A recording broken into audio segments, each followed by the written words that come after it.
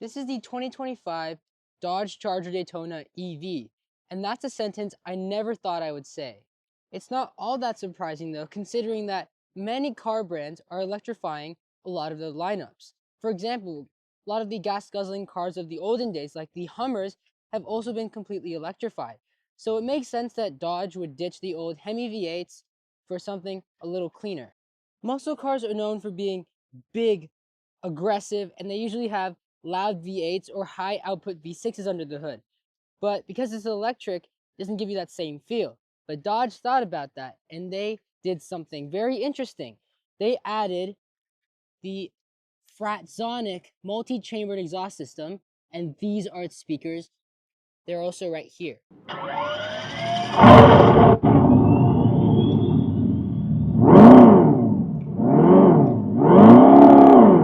The startup is pretty cool. It sounds like something out of a video game. But when you rev it, the sound doesn't actually sound all that great.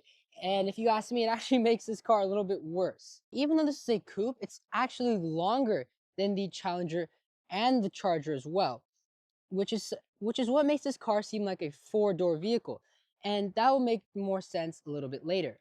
This is not just wider than the standard Charger, it's actually wider than the Dodge Charger wide body. And that had a wide body kit from the factory. This is like that standard.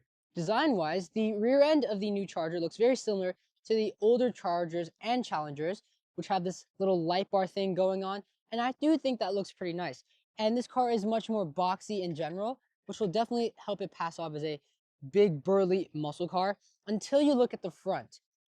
If we come around here, that's when you'll notice that the headlights kind of start to blend in too much with this front end piece. If you look at it from afar, it looks like there's just one little strip of LED and there's just this one large air vent sucking in air like a vacuum cleaner.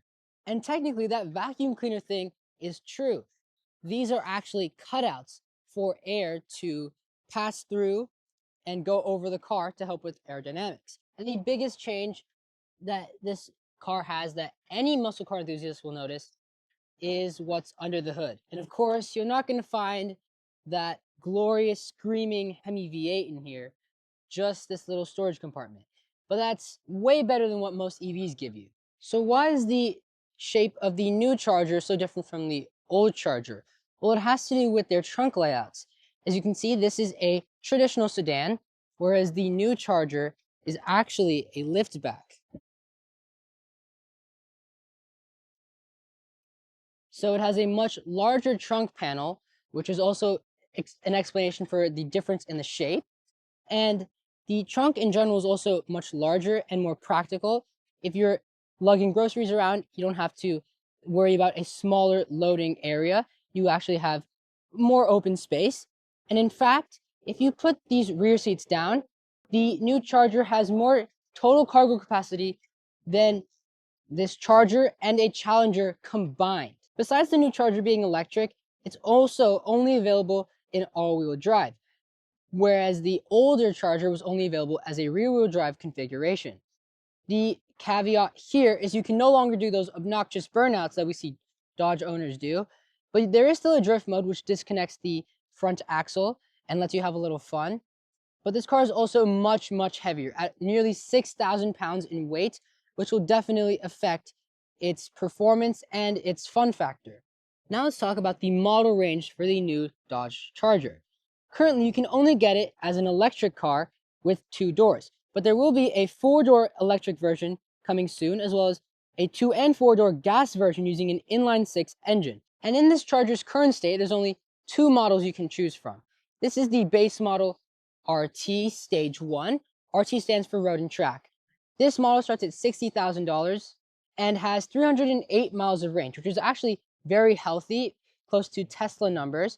It also has 496 horsepower, another healthy number. If you want more performance, you can upgrade to the Scat Pack, which has 670 horsepower, and many other upgrades like wider tires, upgraded brakes, sportier seats, more aero bits, but the range, however, drops to 240 miles. If you spend some time with this new Charger, you'll notice that you won't be able to find a single Dodge badge on the exterior. This is the new badge that's going to be available on all Charger models, this triangular like design. It's on the front, it's even on the rims, and if you unlock the car or lock the car, it also illuminates with this light bar in the back. If you're wondering how to get in, there's no traditional door handle. Just put your hand under here. There's a large rubber button, and you just press it. This door is actually extremely large, as you can see, and getting it open is kind of a workout. It's really heavy. This new interior is a significant upgrade over the older Charger and Challenger. These seats are very comfortable, and if you get the Scat Pack, you get performance bucket seats.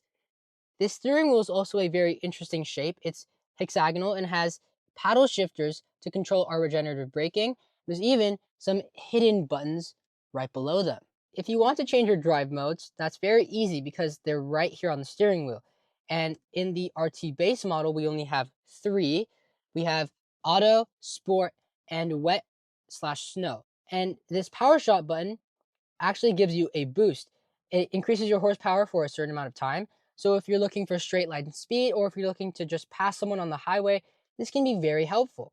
This new interior is also much more minimalistic and has a lot more technology compared to the Chargers and Challengers of old. Those old cars had a large shifter in the center console and several buttons, switches, and knobs for climate and radio functions. We still have a pretty big shifter here, but we just have a wireless charging pad, and that's about it. Something a little bit annoying with this interior is where the climate control functions are placed.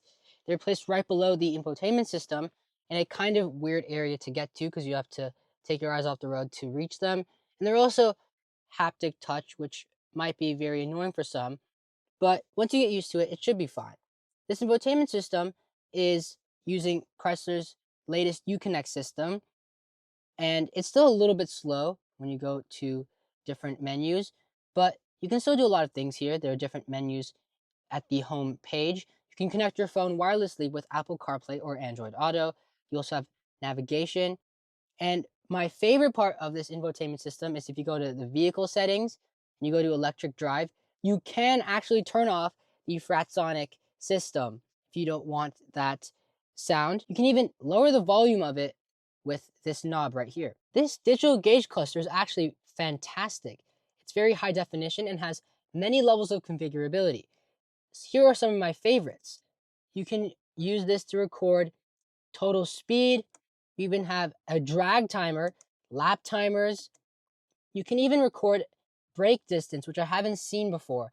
It records the speed you started braking from and how many feet you traveled before you hit 0 miles an hour. You even have a G-force meter. You can record the highest speed you've ever gone. And there's also this meter which shows you how much out of your 495 horsepower that you're actually using. So we've established that this new interior is better than the old Charger's interior in every way, except for one, the materials. They're still as bad as before. There's this cheap plastic trim here, which I'm not a big fan of, which continues to the dashboard. There's a lot of hard plastics. And a lot of the items that look like stitched leather are actually not what they seem to be.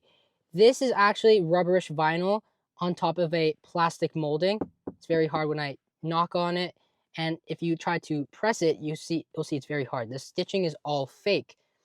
And this is the kind of interior that you expect from a Dodge, but not a $70,000 Dodge. Accessing the rear seats is very easy. Just pull this tab and move the seat back forward. And here's where you start to see that this is very similar to a sedan. In a coupe, you usually have two very small seats, and you're lucky to have any amenities at all. Here we have three full-size seats, cup holders, heated seats, USB ports, and air vents. There's also a decent amount of legroom, headroom, and you also have a nice view of the sky. With those changes, do you think the Dodge Charger will remain where it used to be? A very popular muscle car known for its V8, but now it's going to be known for its EV power and inline six. So is it worth buying over any other muscle car for that matter, or even a gas one? A big thank you to Jorge from San Jose Normandin, Chrysler, Jeep, Dodge, Ram, and Fiat for letting me review the only Dodge Charger EV they have on the lot. Thank you guys so much.